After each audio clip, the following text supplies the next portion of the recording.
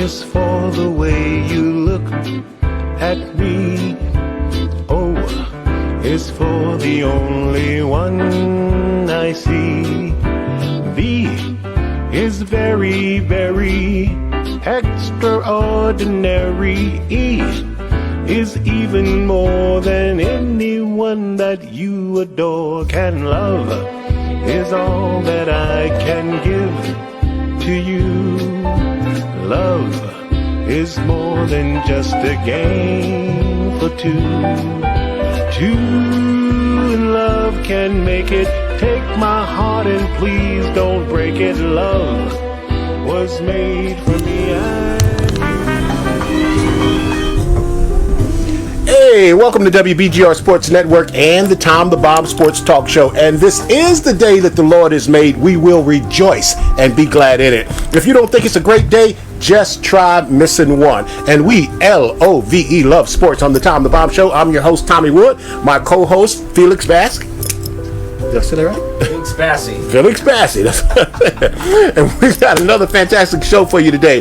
Hey, look, we still want to thank God for the new thing that he's doing for all of us in 2022.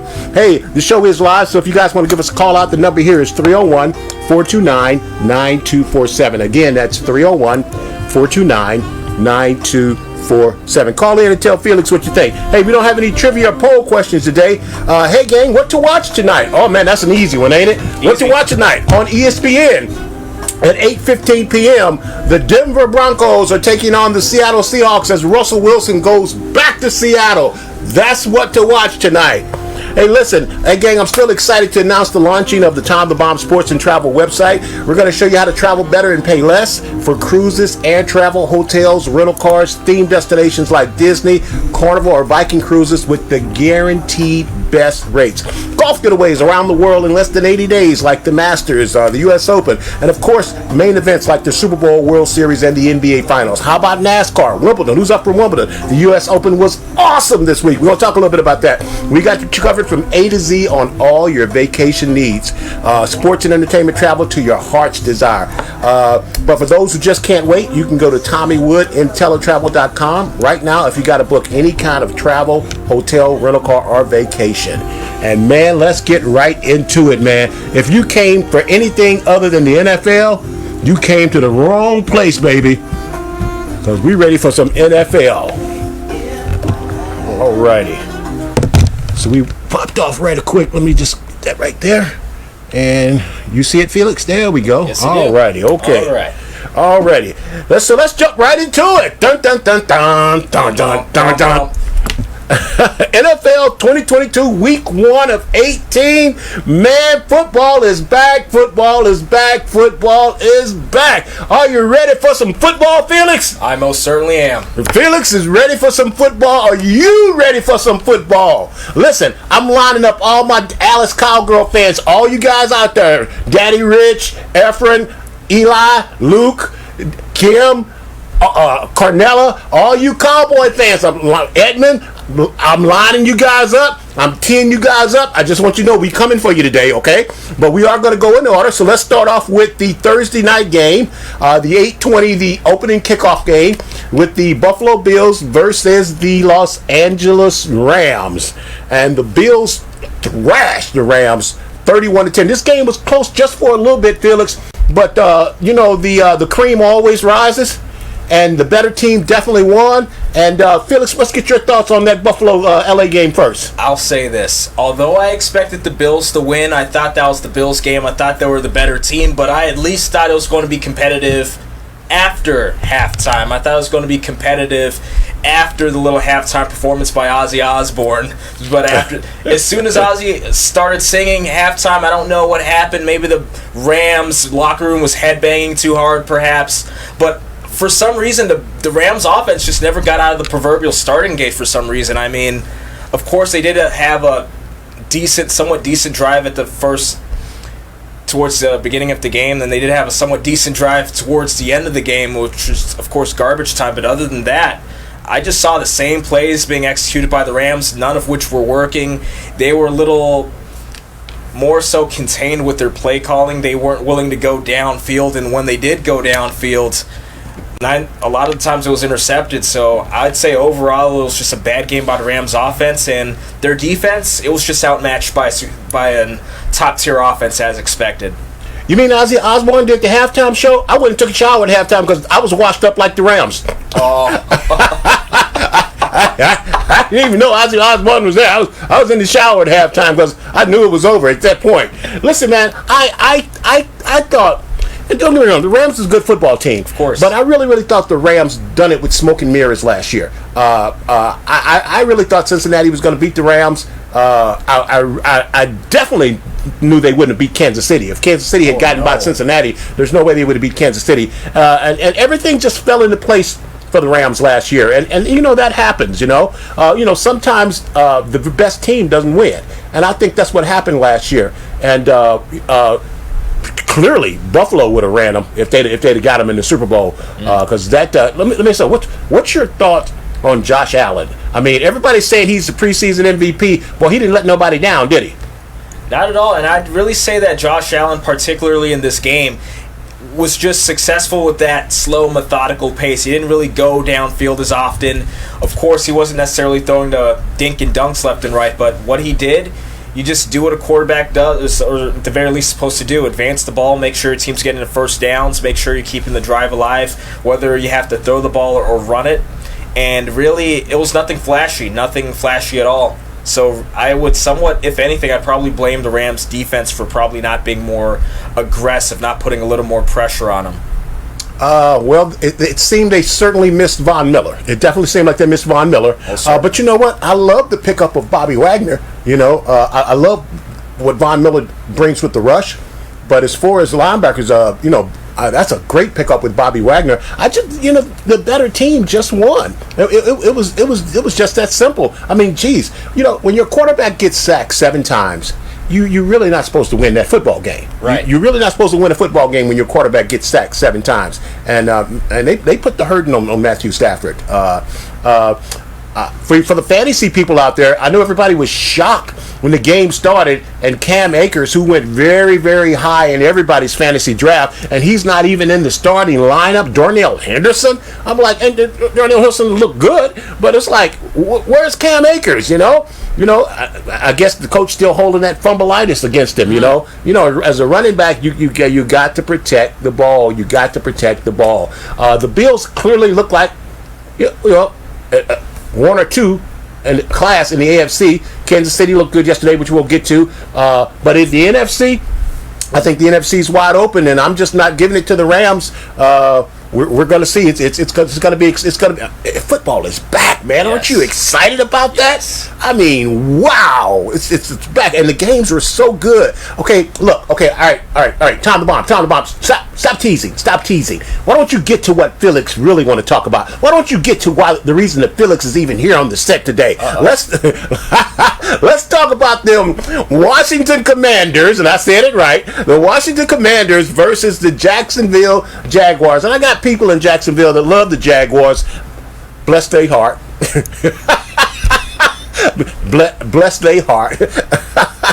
The Commanders come away with an opening day victory, 28-22. Listen, I'm going to turn this over to the Washington football analysis. I'm going to turn this over to Felix. Felix, tell us about your Washington Commanders and what was your thought on their performance yesterday? I would say this. Their performance on offense carried the team to victory, and that's for the first time in a long time, or barring very, very few instances, this is a case in which the offense carried the team to victory, because a lot of the times last 2 years, we've kind of glossed over it. I dare go as far back as last 4 years.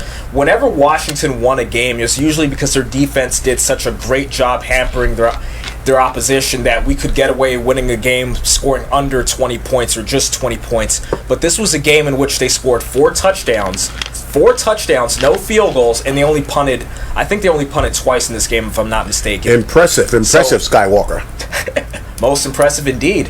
And really, this goes back to what I said around the time of the NFL draft. Of course, I originally wanted Kyle Hamilton, but when we drafted Jahan Dotson, I looked at what he was able to do. Ooh, he looked and good. This was the reason I was not upset with us drafting Jahan Dotson. Ooh, he looked good. I was at a draft event the night that it happened. I was the only person clapping when they passed on Kyle Hamilton, picked up Dotson, because I knew that the team would have the ability to do what they did on Sunday. Well, I'm sorry to cut you off, but one of the things that they consistently talked about was his hands. Yes. That he had such great hands, and if you didn't see that on Sunday, this guy made some catches. You know, he's got Biletnikoff hands.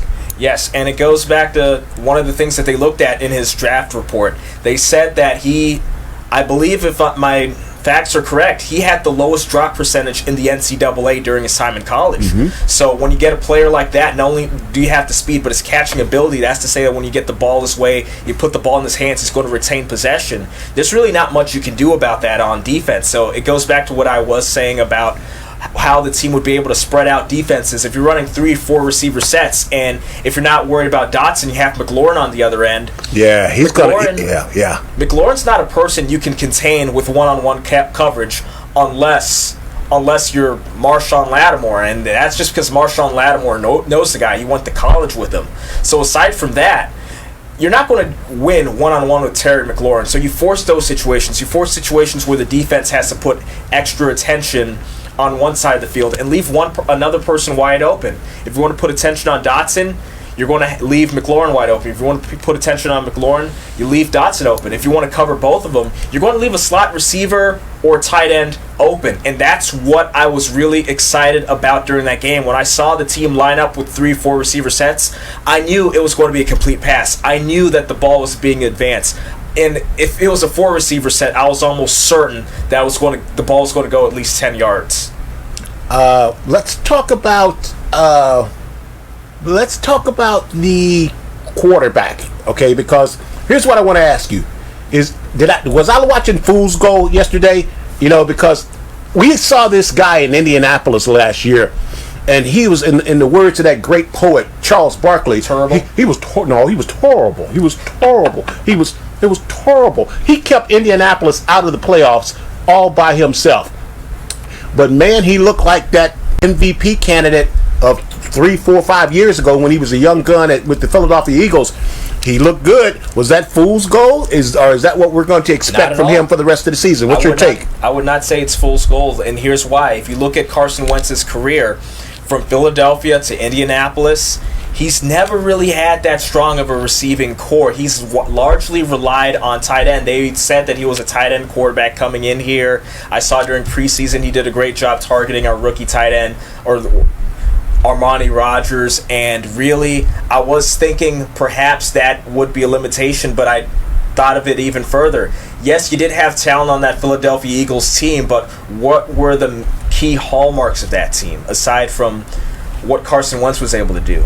A.J. Ajayi had a solid season. That's a running back. You had the defense that was playing the best Philadelphia Eagles defense I've seen aside from the Brian Dawkins era. So really... Well, that's going back, Brian Dawkins. Yes, it is. Mm-hmm. So that's really what I was looking at. And in addition to that, if you look at the Indianapolis Colts, like you said, Carson Wentz would be able to keep the Colts out of the playoffs by himself if he doesn't have that receiving core to help him out. Having a strong running back, it'll take you but so far in the NFL. Yes, it's a good thing. I'd start a strong NFL team with a strong running back. But really, if that's your only solid player, it doesn't work out very well. I mean, look at case studies with Barry Sanders and the Detroit Lions of the 1990s, or you can go more recent. Adrian Peterson and the Minnesota Vikings of the late 2000s and the 2010s. So I would definitely say that now that you have Carson Wentz, a skilled quarterback, with a receiving core that complement his level of ability, you can have this Washington offense go where it needs to go in terms of overall success. Well, you know what?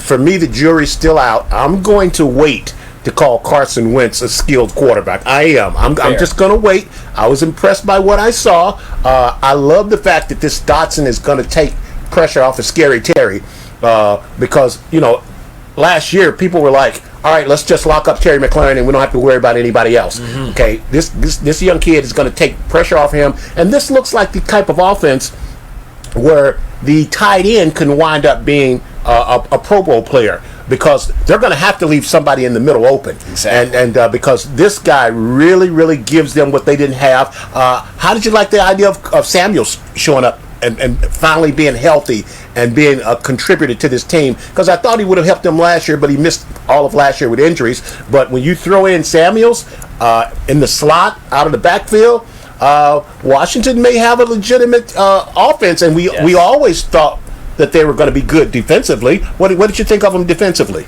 So I definitely said that the defense, for the most part, it was good for the most part. Of course, they're playing on the receivers, the opposing receivers, more than usual. And another thing I wanted to say, I really like how we're implementing the jet blitz, better known as a defensive back blitz. It's the most surreptitious thing. You're not expecting someone from the secondary to come rushing at the quarterback, but once it happens, it happens. But I'd advise them to use that sparingly, because of course I have seen the secondary be exploited, so that's something you want to reserve for nickel or dime packages or something. Just make sure you have someone replacing the defensive back you're sending into the blitz. But overall, I liked what I saw from the players themselves. The players were on the receivers. Even when the receivers made the catches, they didn't get many yards after the catch. They were right on them. And I just wanted to give a shout out to Kendall Fuller for that amazing hit that he made. He knocked the ball out of the receiver's hands and went backwards about 5 yards. And another special shout out to, I believe, Benjamin St. Juste, who was the defensive back that got the hit on Trevor Lawrence on that jet blitz that I was talking about. Yeah. Hey, Coy, did you hear that? Surreptitious? Did you hear that, kid? Surreptitious? That's a great Scrabble word. He's sharp.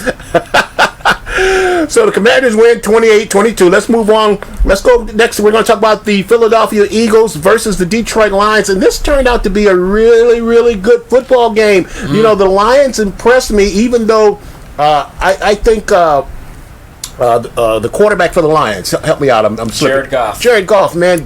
Boy, this guy's went downhill fast. But the Lions came back and made a game of this. I thought the Eagles were going to blow their doors off.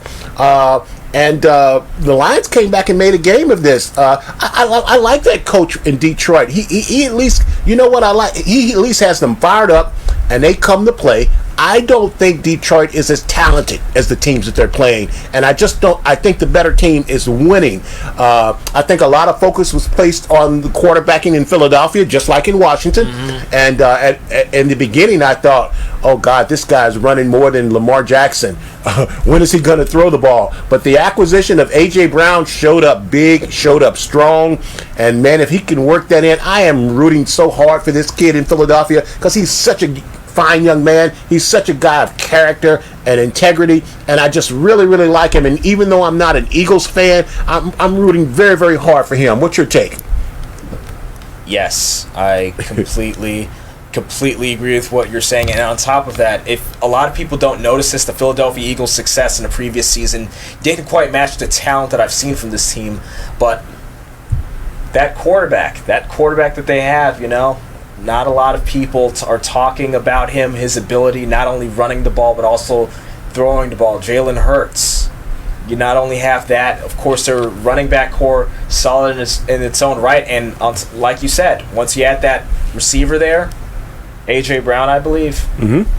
Once you add that receiver there, it just adds on to what the Philadelphia Eagles are able to do. Now, in terms of what they can probably improve on, I definitely say the defense. They allowed the Detroit Lions to put up 35. Detroit Lions to put up 35 points. That's definitely a red flag right there. That's unlike the Eagles defense too.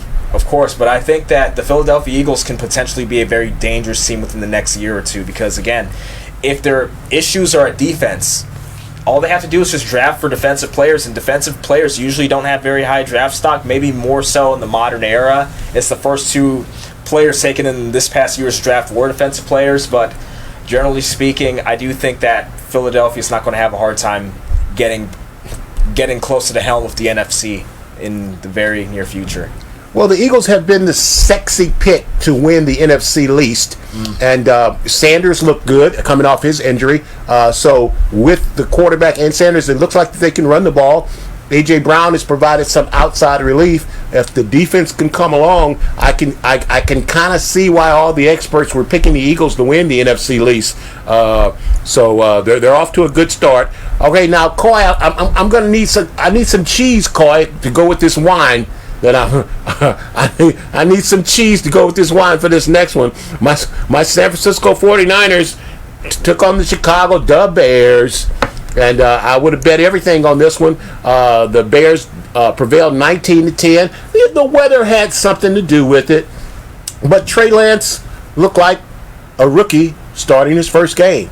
He looked bad. Yeah, the conditions weren't great, but he looked bad. He missed a lot. One of the things they talked about, well, you should have gotten rid of Jimmy G. And now with Dak getting hurt, the talks is that the Cowboys are interested in maybe bringing Jimmy G to Dallas. And I say no to that because this kid hasn't proved that he can play. We know that Jimmy G can't win the big game, but Jimmy G can win the games. You know, Jimmy G is has one of the highest winning percentages in the history of the NFL at quarterback. He's just not going to win the big game for you. But you know, the Chicago Bears, the 49ers got to beat the Chicago Bears. They get no excuse. You know, I'm giving him a break. It's his first week, bad weather condition. I'm just going to say first week, but this guy has to be on a short leash, you know. Me personally, I'm just really not for playing young quarterbacks. I'm really not. He's obviously got a lot to learn. One of the things that I saw, I think his mechanics are atrocious. And that's being fair because he really hasn't played that much football at the quarterback position, college and coming through, and his mechanics are atrocious. He's got a hitch in his throw, and his footwork is not good, and he missed a lot of throws that you can pretty much line up two mechanics. So it's going to be some growing pains for us. But, all you really got to do is make the playoffs. What's your take on this 49ers Chicago game, Felix? So I definitely say this about the San Francisco 49ers quarterback. I'd say that for him, like you said, growing pains, and this is one of the dangers of starting a young quarterback. So I do think that this could be overcome over time. So I definitely say that in terms of his full potential, what he's able to do in the NFL. I'd say time would tell, but I'd also say that really usually doesn't take too much time. I'd say within a season or two. The two would be somewhat extreme for a lot of people. You should be able to tell whether or not you want to move forward in the quarterback position or whether or not you think he'd be someone you'd want as a franchise player, so to speak. As for this game, I did expect it to be closely contested. I did expect a little more scoring. I expected more action out of the game, but like you said, adverse weather conditions kind of turn those things on their heads, especially if you have two rookie quarterbacks in the duel. So really, how did you think Fields looked with the Bears? I think Justin Fields looked like with the Bears. I definitely say that I do see the upside to Justin Fields, but at the same time, again, same deal with, I'd say it's the same issue that the 49ers are facing. You have a young quarterback that just has to iron out some proverbial bugs, and I'd say time would tell with him as well. I think the 49ers drafted the wrong quarterback. I thought they should have taken Fields. I just thought he's just got more experience at playing quarterback, and he's clearly, he played more last year, so naturally he should be ahead of Trey Lance. But I just thought they should have taken Fields over Trey Lance anyway. I think Trey Lance is a better runner, big brute runner, but I'm old school, man. I don't want my quarterback running, man. I want my quarterback to pass, and I just think he's a little bit more versatile. I think he's better getting away from trouble in the pocket, and I think they should have taken Aaron Fields. Okay, we got a caller. Let's see if we can get this caller in. Hello, caller. What's your name? Howard. Hey, Howard. How you doing? What's your take today, Howard? Yeah, what's my case today? Yeah, wait. What do you want to talk about? What do you want to talk about, Howard? Oh, man, there's so much stuff to talk about in sports. It's kind of unbelievable. NFL is back. Isn't that great, Howard? Yeah, I'm going to guess the NFL, yeah. It is great. I'm a huge football fan. I love the game. So. What you want to talk about today, Howard? Aaron Rodgers. Aaron Rodgers, okay. All right, you know what? That's down the line, but let's just go there. Let's go to the Aaron Rodgers. Let me find that. What is that game? That was Go ahead. What's your take on Aaron Rodgers? Well, first of all, they got beat by the Vikings yesterday, which happens to be my favorite team. So the Vikings are your favorite team? Yeah, the Vikings, yeah. Okay. But he had been bashing his receivers, all through the preseason. Didn't play any preseason games, so didn't get any reps with the ones actually in a preseason game, to see what other teams are doing. He just looked pretty bad yesterday. I could see the frustration all over his face. See him, kind of upset. Yeah, guys dropped a couple balls, but if you don't play in a normal speed of a game, because practice is totally different.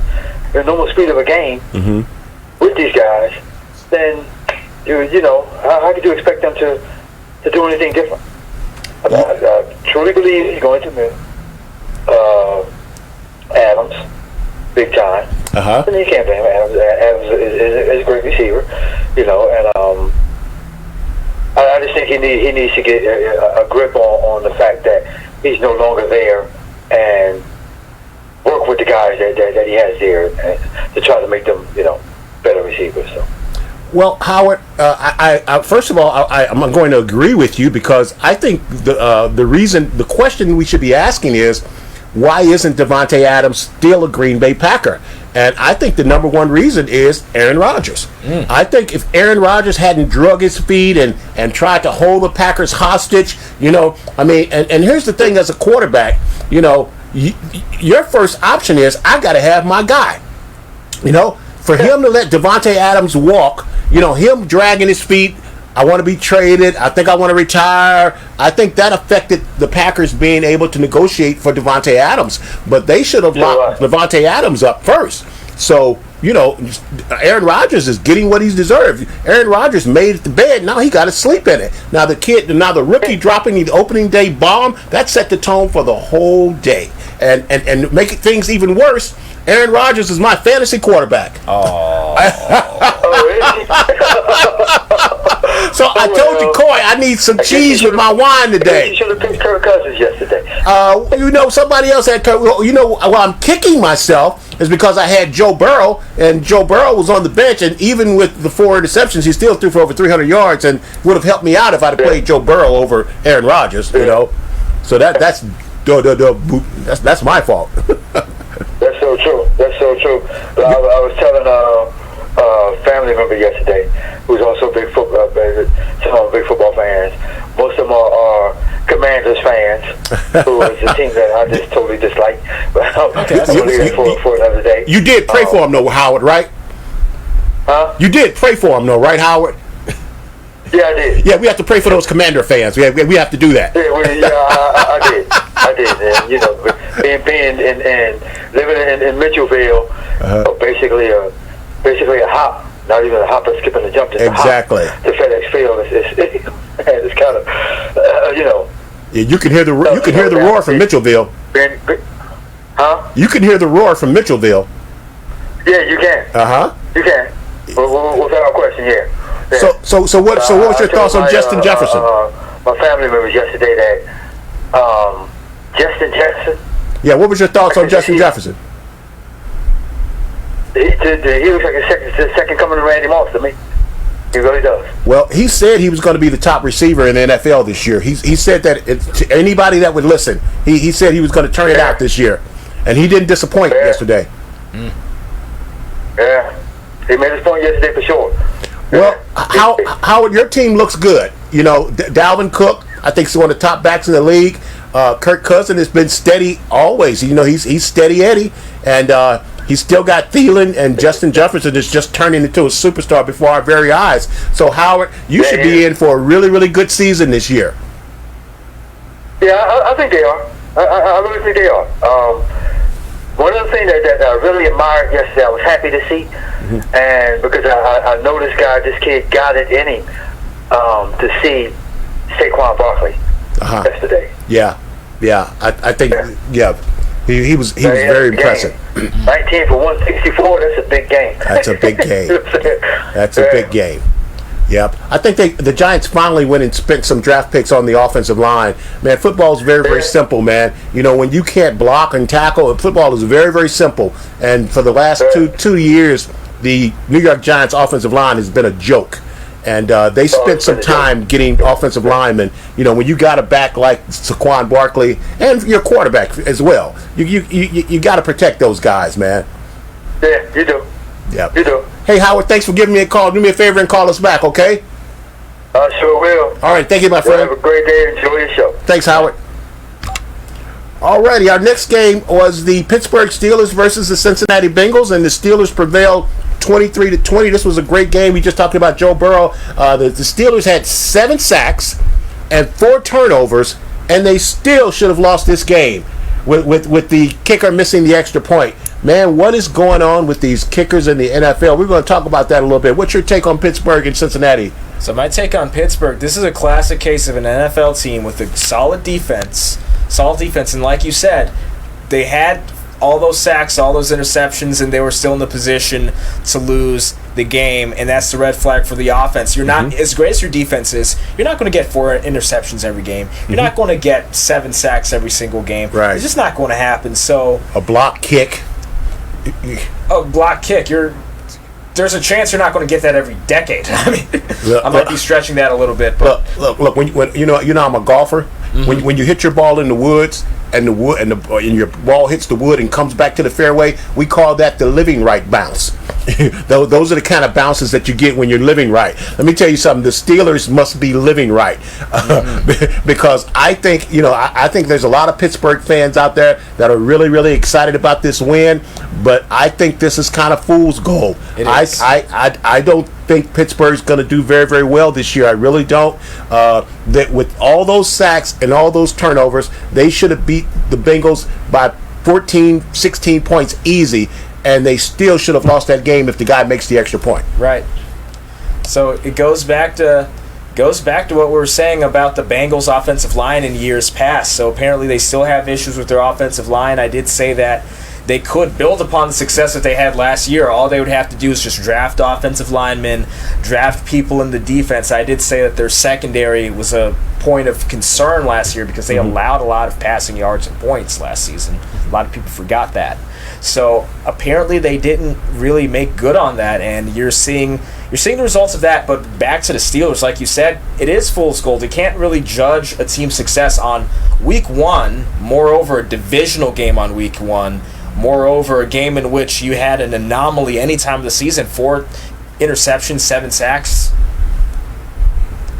This is clearly the case of a team winning and losing because they lost their best player for at least 6 to 8 weeks. TJ Watt. Oh my God, this guy playing like his brother, and even better. This guy's an animal, a beast, and I think he tore his pectoral muscle or something like that. Ooh. But he's going to be out for a good probably 6 to 8 weeks, and it's clearly a case where the Steelers won, but it would have been better if they'd have lost and he didn't get injured, Of course. But I don't see, I think some of the Steelers fans who are really excited and encouraged, I think that's a smoke and mirror thing, man. I think this team's a year away, but I love their coach. Their coach is, to me, he's the best coach in the NFL, and football chemistry is so important in football, and sometimes a coach and a coaching staff can just bring you along when you're missing things, and I think that's what's going on in Pittsburgh. I heard him say that he gave all the new guys game balls. He's a great motivator, he's a great teacher, he's a great coach, and the Steelers are one of the most classiest organizations in all of the NFL, which is why they consistently win. But I think they're probably looking at a 3rd finish in that division. I think the Bengals are going to be ahead of them. Believe it or not, I believe the Cleveland Browns are going to be ahead of them. And for sure, the Ravens, so not even 3rd. I think the Steelers are at the bottom in that division. Right. And they won because they aren't better than the Ravens. And even though they beat Cincinnati is clearly a better team. And I think the Browns are even going to be ahead of them. The Cincinnati made it to the Super Bowl with a makeshift offensive line. And they didn't seem to do much better. It's just week 1. They're not playing these guys in the preseasons. So overall, all of the offense looked rusty. All the offense had rust on them. So I'm just throwing this first game away for the Bengals as a first week loss. But congratulations to the Steelers. I don't know if you're going to have too many more W's like that, but we'll see, right? Our next game is the New England Patriots versus the Miami Dolphins, and the Dolphins prevailed 20-7. And for the first time, I kind of laughed when I heard somebody say this, that the Patriots were going to finish last in their division. I said, whoa, wait a minute. The Jets are in that same division. That right. Bill Belichick is never going to finish below the Jets.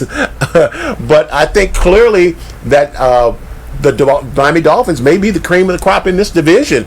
And I like their new coach out of San Francisco. The Dolphins look good. Tua played well. Tyreek Hill is adding something that they haven't had. And Jalen Waddle, I think Waddle's going to be what Dotson is to Terry McLaurin. Mm-hmm. Everybody's going to focus on Tyreek Hill, but Jalen Waddle had 104 receptions last year. Exactly. How are you going to ignore a guy who had 104 receptions? Well, when Tyreek Hill lines up on the other side, you better put the kitchen sink over there on him. So look for Jalen Waddle to have another big year. And I think Tyreek Hill is just what the doctor ordered for Tua. This will keep Tua in the NFL a little longer. What's your take? I completely agree. It's another case of stretching out the opposing defense. They can go but so far in terms of guarding one skilled wide receiver and another. And as for the Patriots in this game, I did originally pick the Patriots to win this game. I did think that the Patriots defense would hold up just enough for Mac Jones. Of course, he's talented in his own right to have a game and just win narrowly. I think it was going to come down to a last-second field goal or something of that nature. But it turns out that Tyreek Hill's addition to the Dolphins, they have that chemistry. I wasn't sure if it was going to work out, but it most certainly did. And I want to add a little fact here.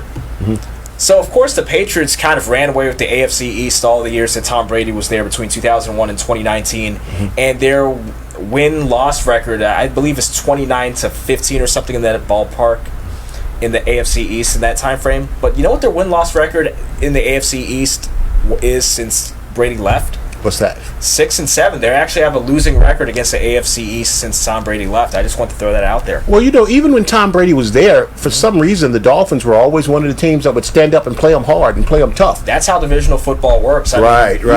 I give you some examples from the NFC East. The year the Cowboys won their most recent Super Bowl, they were swept by a 6-10 Washington team. Same thing in 2011 when the Giants won their Super Bowl. They were swept by a 5-11 Washington team. So when it comes down to I take it in 1991 when Washington won the Super Bowl, had the best season of their franchise history. Both of their losses were in the division. So when you're playing divisional football, analytics, skill, matchups, anything goes, and you throw out just about any other factor that's tangible out of the window for the most part. It comes down to intangibles at that point. All right, moving on. We got the Cleveland Browns versus the Carolina Panthers, and this was supposed to be sort of like a revenge game for Baker Mayfield.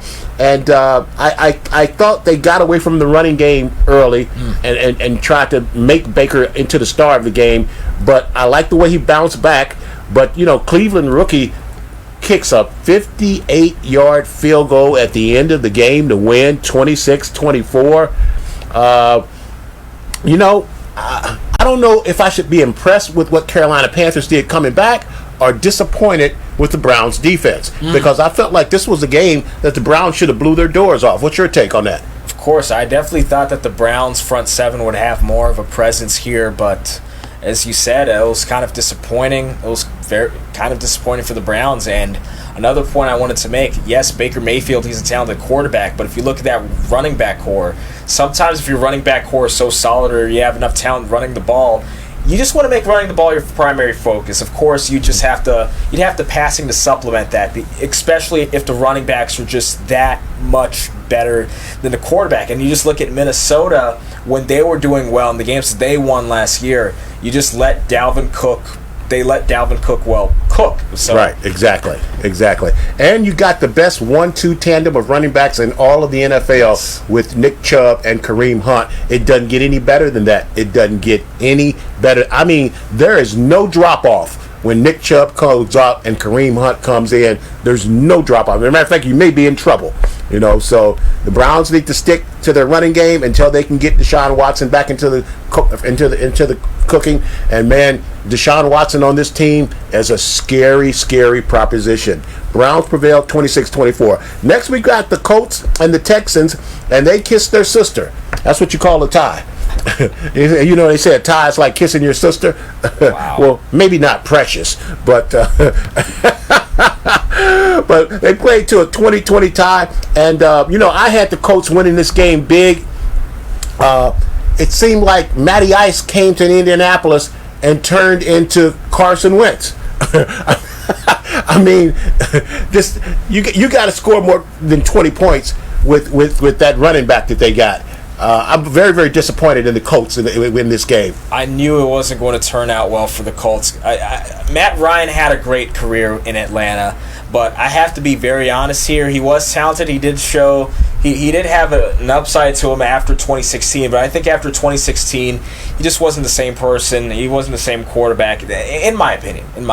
I thought he was going to be an upgrade to Carson Wentz. I really felt like that. But 20 points, man, I think the Texans was going to be one of the worst teams in the league. And for Indianapolis, who should have been a playoff team but wasn't, to come out and play a 20-20 tie to the Houston Texans, that doesn't bode well for either one of these teams. To be honest, I thought good for the Texans, not good for the Colts. Great for them. Lovey did a good job. I thought it was going to be a close game. Believe it or not, I didn't expect it to be. No one expects a tie. I thought it was going to be a close game at the very least because I did see some strength in the Houston Texans. I saw them figuring themselves out towards the end of the season. They had some impressive wins and some impressive performances. So I did think that they'd figure themselves out and that success would overflow into this season. Too early to tell. After all, they did have a 20-20 tie against a division rival on week 1. But as for the Colts, time to press the panic button. I really don't like what I saw from Matt Ryan. I knew that he wasn't necessarily going to be 2016 Matt Ryan, but this is not good. Well, you're ahead of me, Felix. I thought they would dominate. Our next game is the New Orleans Saints versus the Atlanta Falcons, and this was a barn burner. The Saints, Falcons came back and made it a game. The Saints prevailed 27-26. Jameis Winston did a good job of managing the game. He worked Michael Thomas back into the frame for a couple of touchdowns, and New Orleans has that good defense. The Falcons, you guys know my take on the Falcons. They're still lost in the wilderness with the Seattle Seahawks. They're the Israelites. They're going to be lost for another 40 years. Nothing's ever going to happen in Atlanta or Seattle for that fact.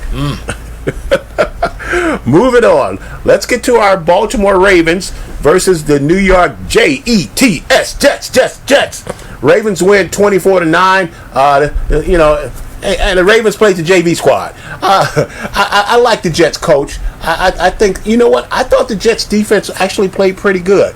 Holding the Ravens to 24 points because I believe the Ravens are going to be a high-powered team this year. What was interesting is Lamar Jackson didn't run in this game, which is what I've been saying all along. Stop running so much.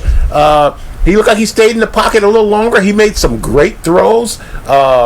He's got his safety blanket, Mark Andrews. I think this could be the Ravens' bounce back year after losing all their running backs. And I think the key to the Ravens' success here is utilizing Lamar Jackson's passing ability. And we all know that Lamar Jackson, he's an elite runner. He's the best in terms of running. He's the best running quarterback in the NFL right now. Best running quarterback in the NFL. Possibly ever. Of course, I'm willing to make that argument. And he's surpassed just about every running back in terms of rushing yards, which is astounding. So a lot of people, while looking at that fact, a lot of people neglect the fact that he also has passing ability. Now, this is something that I heavily doubted in the past, but after seeing those 400-yard games in prime time against Kansas City and Indianapolis, respectively, last season, I knew that, wait a second, Lamar Jackson is not going to be a flash in the pan, so to speak, where you figure out how to stop the run, you figure out how to stop him from running, force him to pass, then all of a sudden you have him contained. No, Lamar Jackson is going to be one of the premier NFL players for some time now. Now that the Ravens have finally figured out that he has a multifaceted skill set. Hey, let's move on to our next game. We got the New York G-Men versus my Tennessee Titans.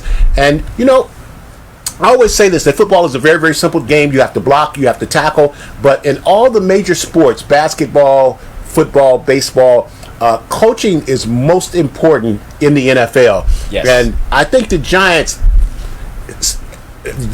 finally have a football coach. I like this guy. I love him going for the 2-point conversion. This was a really, really good game. Tennessee should have won this game, but I think Tennessee got out coached, and that's saying a lot because Mike Vrabel is one of my favorite coaches in the NFL, and I think Brian Daboll out coached him. Like we talked a little bit earlier, Saquon Barkley looked like he's healthy. Daniel Jones didn't shoot himself in the leg like he normally does, and I was impressed with the G-Men. What was your take, NFC East guy?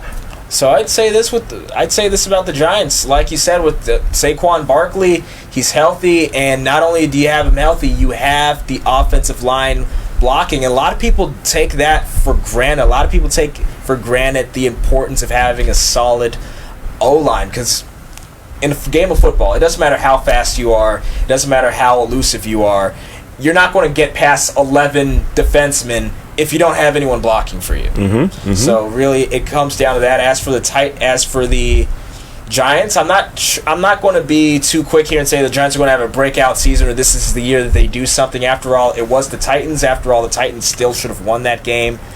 And they do have Derrick Henry. Derrick Henry, of course, one of the premier players in the NFL, had a solid game yesterday. Just didn't get enough carries. I have him on my fantasy team. They just didn't give him enough carry. I needed him to crack 100 yards. He didn't. Look, I want to talk about this real quick. The Titans missed the field goal at the end of the game. And the Titans kicker, Blaylock, this guy, if I'm not mistaken, they lost 3 games last year from him missing field goals. I can't even believe he's still on the roster. And then he turns around and misses this field goal at the end of the game. Now, if we remember earlier, we talked about the Bengals missing field goals at the end of the game. But you know what? The Bengals snapper was injured. And people don't realize how important a snapper is. You know, just getting the timing. On one of those kicks that the Bengals kicker missed, he had to stop his momentum and restart and try to, and as a golfer, he just shanked that wedge hard left. You know, that's what you call a shank when he missed that kick. But so I can see and understand why the kicker for Cincinnati missed a couple of field goals. But this guy for the Tennessee Titans, this guy cost them 3 games last year, and he surely cost them this game yesterday. I can't believe he's still on the roster. And when next week roll around, if Tennessee aren't bringing in new kickers, I don't know you know what? Maybe he has something on Mike Vrabel or the owners or something. Because as a kicker, this guy shouldn't be kicking for Tennessee any longer. So I definitely say this: long snappers, like you said, they're the unseen. They're unseen for the Underrated. most part. Most people do not know who their team's long snapper is. Right. It's a thankless job for the most part, and it's critical. Yes. Case study with Washington. Washington got rid of its long snapper, who's been on the team for the better part of a decade. Believe it or not, at the time he was released, he was the longest tenured player on the team. He was the only player on the team from the Mike Shanahan era in 2020. So once he was released, Dustin Hopkins, he was a solid kicker from 2016 up until that point, making field goals and just being consistent with it. The new long snapper comes, he's missing field goals he'd normally make, and Washington had to let him go because he just didn't have the proper chemistry with Cameron Cheeseman, the long snapper who was drafted 2 drafts ago. So that's something that a lot of people have to think about. It's not necessarily the kicker's fault when a kicker misses. It's the holder, long snapper. There has to be perfect chemistry between the 3. Otherwise, someone would have to go. All right, let's pick this up a little bit. Let's look at the next game. Was the Raiders versus the Chargers, which I thought would be the best game. The Chargers prevailed 24-19. The Raiders are still the same old Raiders. I thought the Raiders should have done. You know, David Carr. You know, they gave you all the weapons, and you know what? They targeted Devontae Adams 17 times. The Raiders have too much talent to throw the ball 17 times to Devontae Adams. You know, if Darren Waller gets 10 or 12 and you throw something to Renfro, Devontae Adams could have put up those same numbers with less targets. And I think he's favoring Devontae Adams because he brought him there. And I think that's one of the reasons they lost this game. I just love that kid and Justin Herbert for the Chargers. I just love that kid. I thought this was going to be the pick'em game. The Chargers prevail on this one. Real quick, what's your take on that one? I'd say this. The Raiders, they made a mistake favoring Devontae Adams that much over the other receivers, and I think they're going to learn from this. I'm not going to give up on the Raiders. First week, right. week one. I think the Raiders nobody should panic. I think the Raiders, in my opinion, are going to have a better season, just by a little bit than the Chargers. They're always very neck and neck. Alrighty, our next game was the Mother Wigs Kansas City Chiefs versus the Arizona Cardinals. And newsflash, hey, Patrick Mahomes can still quarterback without Tyreek Hill. How about that? Who would have thought that? I just knew that was going to be the demise to Patrick Mahomes once Tyreek Hill left. Didn't you? You know, Patrick Mahomes is nothing. He's nothing without Tyreek Hill. 44-21. What's your take? I can say of all the games this week, this game happened exactly as I expected it to happen. I'll just leave it at that. Alrighty, don't count the Chiefs out. They'll be there at the end. And let's get to the game that I want to talk about. The Thursday night game between the Dallas Cowgirls versus the Tampa Bay Buccaneers. Yes, I did say Dallas Cowgirls. I promised you guys last year that I was going to be kinder and gentler, but that was last year. And to be honest with you, it's just more fun bashing the Cowgirls. As a Washington fan, I can confirm. It's just more fun bashing them. And look, I got to talk. We got to talk about this for a minute. Look. I understand you rooting for your team. I understand saying, this is my team. This is my ride and die. I'm going with them. I'm hoping that they win. I'm believing that they can beat Tampa Bay. But how are you guys winning the Super Bowl every year when you can't even win a playoff game? You do know that Jerry Jones is still there, right? Right. And they're not ever going to win as long as Jerry Jones is still there. I mean, he's like Al Davis. He's just a dark cloud hanging over the organization. And they're just not going to do anything until they move on. I can't believe you guys. I don't even want to. It's not even optimism. It's insanity. It's insanity doing the same thing over and over and expecting a different result. How are you guys? And they looked terrible in that game before Dak got hurt, and now Dak is out 6 to 8 weeks. The Cowboys season is over. Ding dong, the witch is dead. The witch is bail me out here, Felix. What's your take on the Cowgirls? As much as I like to make fun of the Cowboys, root against them and all, it's really sad seeing Dak Prescott get injured. I do hope that he gets better, But I'll have to say this: even when Dak Prescott was playing, when he was in the game, it was towards the end of the game, towards the latter portions of the game, as they call it in sports media, garbage time. They only amassed 3 points in those 4 quarters. So Dallas fans, Washington fans, two things Dallas fans, Washington fans have in common. I have to be brutally honest. Making excuses for why the team loses. That Dak Prescott's injury is not a viable excuse here. I just have to be honest here. And I'm saying this with sympathy, coming from a fan base that is no stranger to making excuses as well. So really, I'd have to say, I expected Dallas to bounce back from this. If Dak Prescott was healthy, I'd expect them to be angry and just play with more motivation and have some positivity going on in the next few weeks. But with Prescott being injured, like it's already been said, their season is effectively over. 22, the Cowboys are through. That's your new logo. In 2022, the Cowboys are through. And if this were the NFC East a couple years ago, NFC East of years past, you're never out of the race. After all, didn't Washington win the NFC East with a losing record 2 seasons ago? And again, this is an NFC East division that's more. This is as competitive as the NFC East has been in the last decade. Look, the NFC East has not been this competitive since either 2012, if you want to go back further, the 2000s. So, sorry to Dallas fans. I was hoping that I root against Dallas, but I was hoping it'd at least be entertaining, wait for them to get eliminated last week of the season when they're still saying it's our year, it's our Super Bowl, Super Bowl, Super Bowl. Then 3 hours later after the elimination game, they're talking about the draft. Or they're talking about next year. You know. Look, I have 2 rules for my fantasy football league. I don't draft anybody from the Cowgirls, and I don't draft anybody from Washington. Those are my only 2 rules. I agree. And yes, here's what happened. My internet connection went out, and I went on auto draft, they drafted CeeDee Lamb on my team. And so I actually have a Cowgirl on my fantasy team, and they're like, well, CeeDee Lamb is good. Yeah, he looked real good last night, especially now that there's nobody there to protect him. I got to think about making a trade. Look, I want to spend more time, but look, it's just week 1. You Cowboy fans are going to entertain me for the rest of the season. You guys are going to entertain me for the rest of the season, so I don't have to eat everything at once. I got 17 more weeks to enjoy the Alice Cowgirls. I really admire Cowboy fans, so they're very loyal. That's one thing I always respected them for. You don't see that out of every fan base. I admire Cleveland fans. I don't admire no Cowboy fans.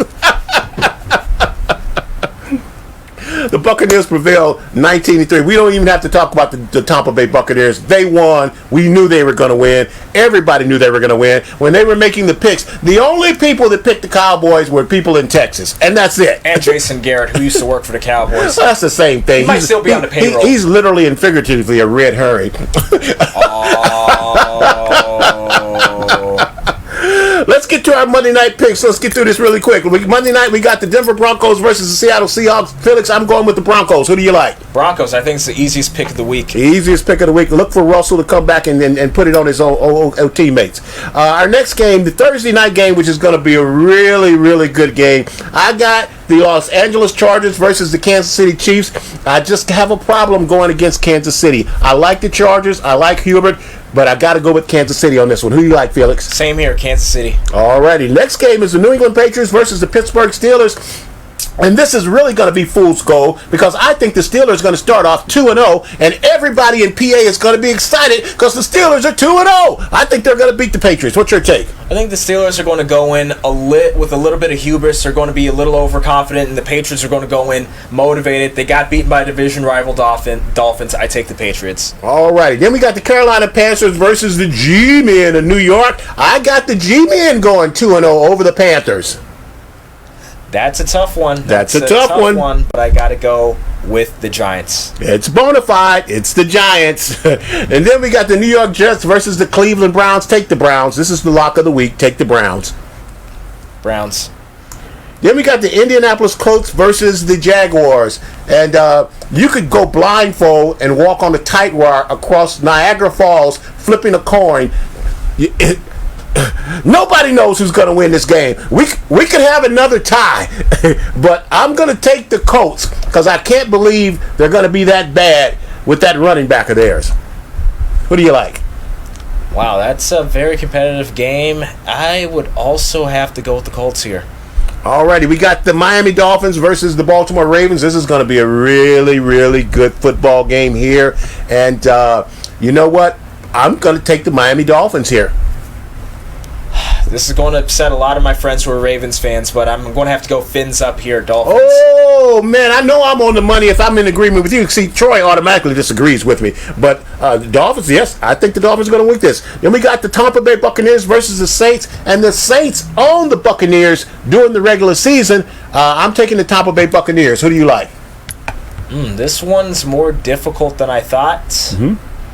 I'm actually taking New Orleans. New Orleans.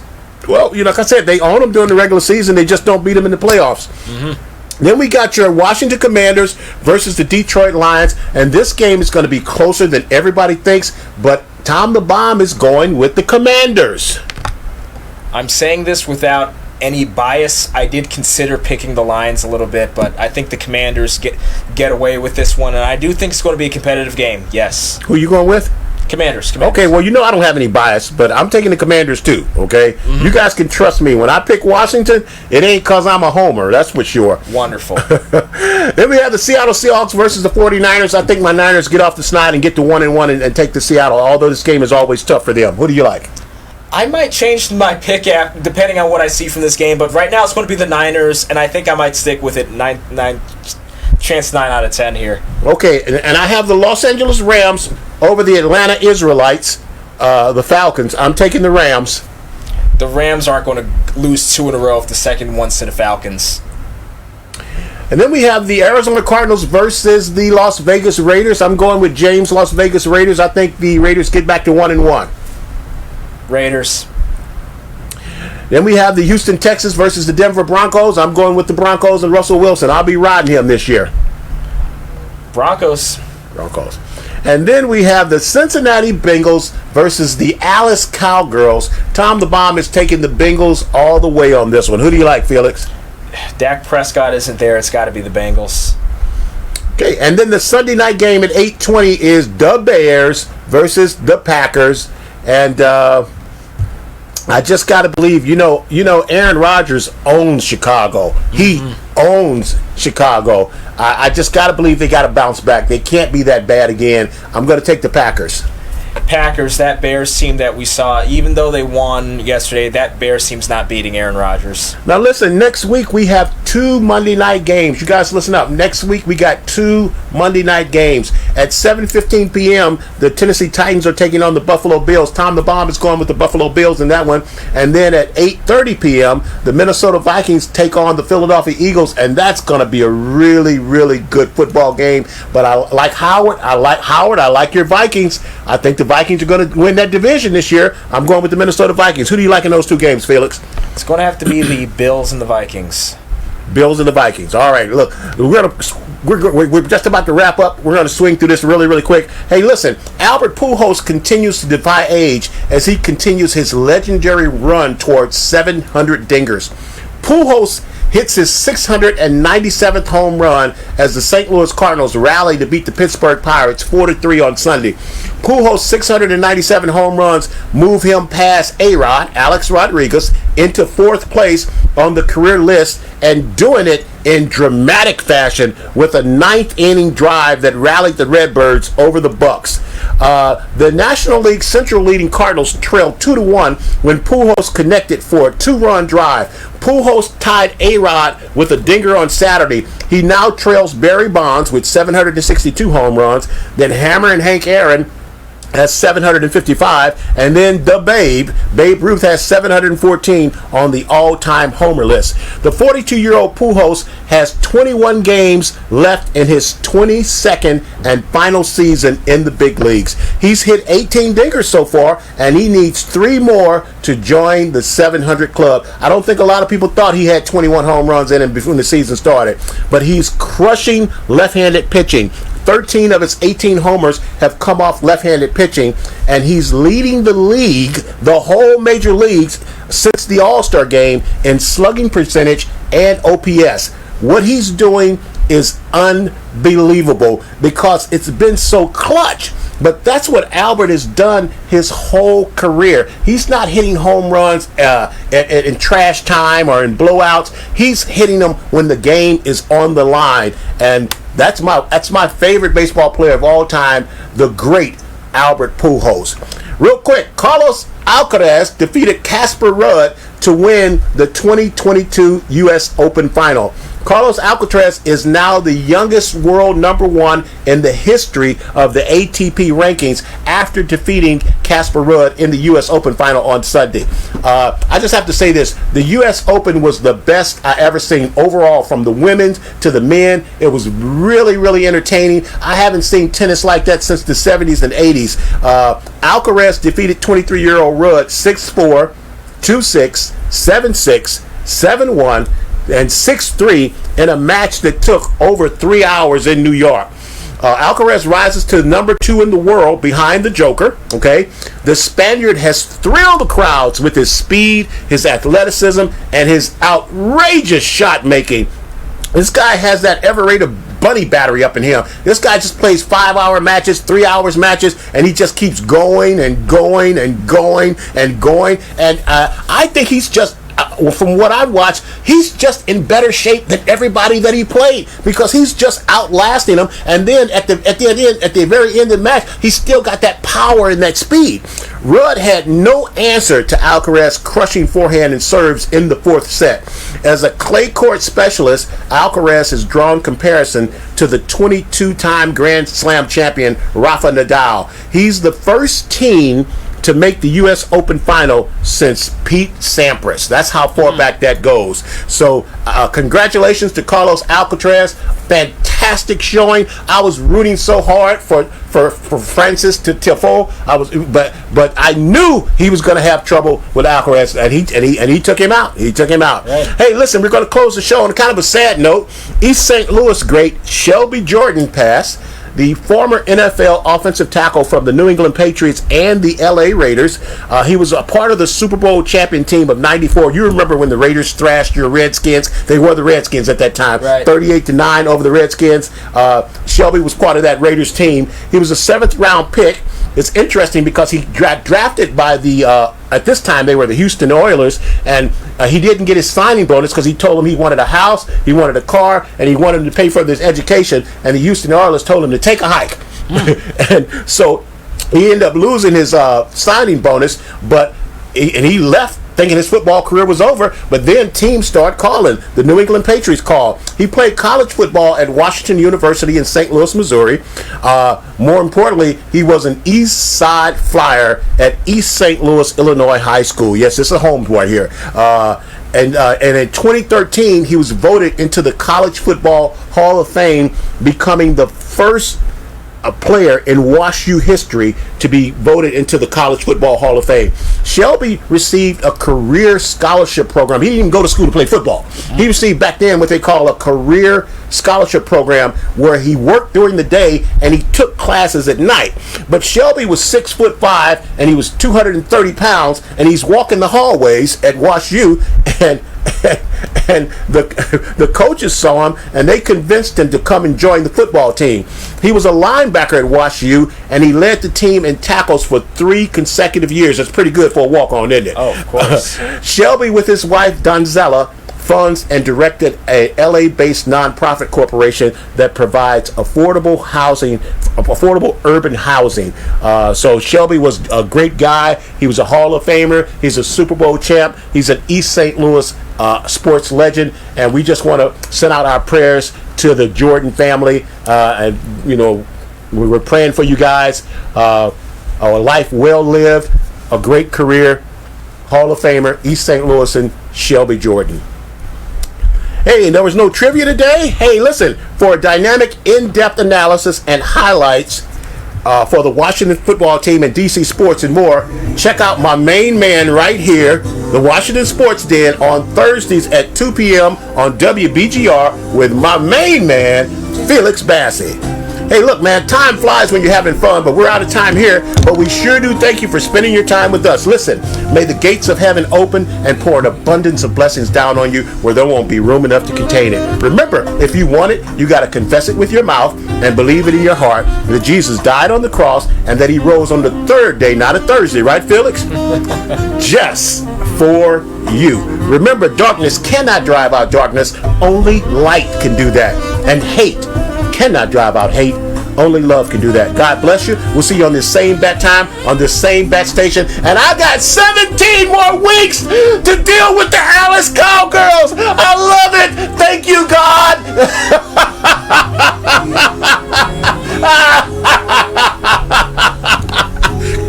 I finally got something in common with Stephen A.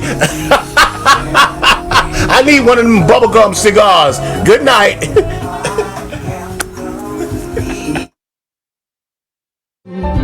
Love is more than just a game for two. Two in love can make it. Take my heart and please don't break it. Love was made for me and you. Sports is what we do. It's the fast track at peak speed, moving across the ice, blockers, hitters, B-team, beatdowns, and knockouts, doubleheaders, playoffs, touchdowns, smackdowns, on the mat or on the track. The spirit of a champion. The triple-double. Make that double front flip. This is what we do.